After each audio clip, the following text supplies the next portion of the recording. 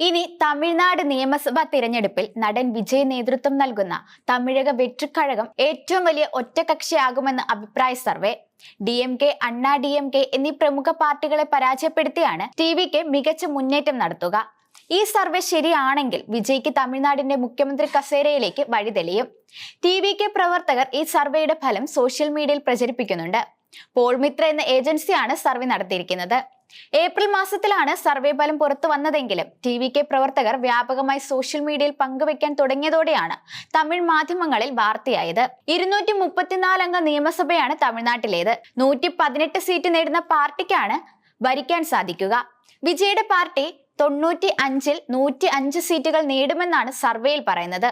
അതായത് ഒറ്റയ്ക്ക് ഭരിക്കാനുള്ള ഭൂരിപക്ഷം കിട്ടില്ല. മറ്റേതെങ്കിലും പാർട്ടിയുടെ പിന്തുണയുണ്ടെങ്കിൽ ഭരണം നടത്താൻ സാധിക്കുമെന്ന് സർവേ കണക്കുകൾ സൂചിപ്പിക്കുന്നു. 34.55% വോട്ടാണ് TVK നേടുക. വനിതാ വോട്ടർമാരിൽ വലിയൊരു ഭാഗം TVK പിന്തുണയ്ക്കുകയും ചെയ്യും. ഭരണകക്ഷിയായ DMK 75-ൽ 85 സീറ്റുമെന്നാണ് സർവേ വ്യക്തമാക്കുന്നത്.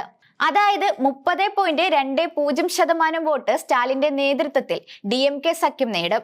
എടപ്പാടി പളനിസ്വാമി നേതൃത്വം നൽകുന്ന അണ്ണാ DMK സഖ്യം 55-ൽ 65 സീറ്റുകളാണ് നേടുക എന്നും സർവേ വ്യക്തമാക്കുന്നുണ്ട്. ഇവർക്ക് 27.85% വോട്ടുകളാണ് ലഭിക്കുക.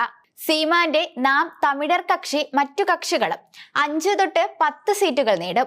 4% വോട്ടേ ഇവർക്ക് കിട്ടുകയുള്ളൂ. 2021-ലെ തമിഴ്നാട് നിയമസഭാ തിരഞ്ഞെടുപ്പിൽ DMK കോൺഗ്രസ് സഖ്യത്തിന് 159 സീറ്റുകളാണ് ലഭിച്ചത്. അണ്ണാ DMKക്ക് 75 സീറ്റുകൾ ലഭിച്ചു. ജയലളിതയും കരുണാനിധിയും ഇല്ലാത്ത ആദ്യ തമിഴ്നാട് നിയമസഭാ തിരഞ്ഞെടുപ്പായിരുന്നു 2021-ലേത്. സ്റ്റാലിന്റെ നേതൃത്വത്തിൽ വലിയ തിരിച്ചുവരവാണ് അന്ന് DMK നടത്തിയത്. അണ്ണാ DMK പിന്നീട് പല ചേരികളായി ഭിന്നിക്കുകയും ചെയ്തു. ഈ വേളയിലാണ് വിജയുടെ വരവ്. സർവേയിലെ കണക്കുകൾ ശരിയാവുകയാണെങ്കിൽ DMK സഖ്യത്തിന് വലിയ തോതിൽ സീറ്റ് നഷ്ടമാകുമെന്ന് മനസ്സിലാക്കാം. അണ്ണാ DMKക്കും സീറ്റുകൾ നഷ്ടമാകും. ഈ സീറ്റുകളിലേക്ക് കയറിയിരിക്കുക വിജയുടെ പാർട്ടിയാകും. തമിഴ്നാട്ടിൽ ആദ്യമായി ത്രികോണ മത്സരം നടക്കാൻ പോകുന്നു എന്നും ഈ കണക്കുകളിൽ നിന്ന് അനുമാനിക്കാം. സിനിമാ അഭിനയം താൽക്കാലികമായി മതിയാക്കിയാണ് വിജയ് രാഷ്ട്രീയ രംഗത്ത് സജീവമായിരിക്കുന്നത്. നിരവധി പൊതുപരിപാടികളാണ് അദ്ദേഹം സംഘടിപ്പിക്കുന്നത്.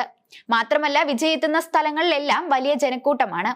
താരമെന്ന നിലയിൽ വിജയ് സ്വീകാര്യനാണെങ്കിലും രാഷ്ട്രീയ രംഗത്ത് അദ്ദേഹത്തിന് ശോഭിക്കാൻ സാധിക്കില്ല എന്ന് വിലയിരുത്തുന്നവരുമുണ്ട്. അടുത്ത വർഷം ആദ്യ പകുതിയിലാണ് തമിഴ്നാട്ടിൽ നിയമസഭാ തിരഞ്ഞെടുപ്പ്. DMK, BJP എന്നീ കക്ഷികളെ രൂക്ഷമായി വിമർശിച്ചാണ് വിജയും TVK നേതാക്കളും രാഷ്ട്രീയത്തിൽ നിറയുന്നത്. ദേശീയ തലത്തിൽ BJPയും സംസ്ഥാന തലത്തിൽ DMKയും TVK കുറ്റപ്പെടുത്തുന്നുണ്ട്. BJP വിരുദ്ധതയും തമിഴ് ദേശീയതയും തന്നെയാണ് DMKയും ആയുധമാക്കുന്നത്. ഈ സാഹചര്യത്തിൽ മതേതര വോട്ടുകൾ TVK, DMK കക്ഷികൾക്കിടയിൽ നിന്ന് ഭിന്നിക്കുമോ എന്ന സംശയവുമുണ്ട്. അണ്ണാ DMK വീണ്ടും BJPയുമായി സഖ്യം ചേർന്നാണ് തമിഴ്നാട് നിയമസഭാ തിരഞ്ഞെടുപ്പിന് ഒരുങ്ങുന്നത്.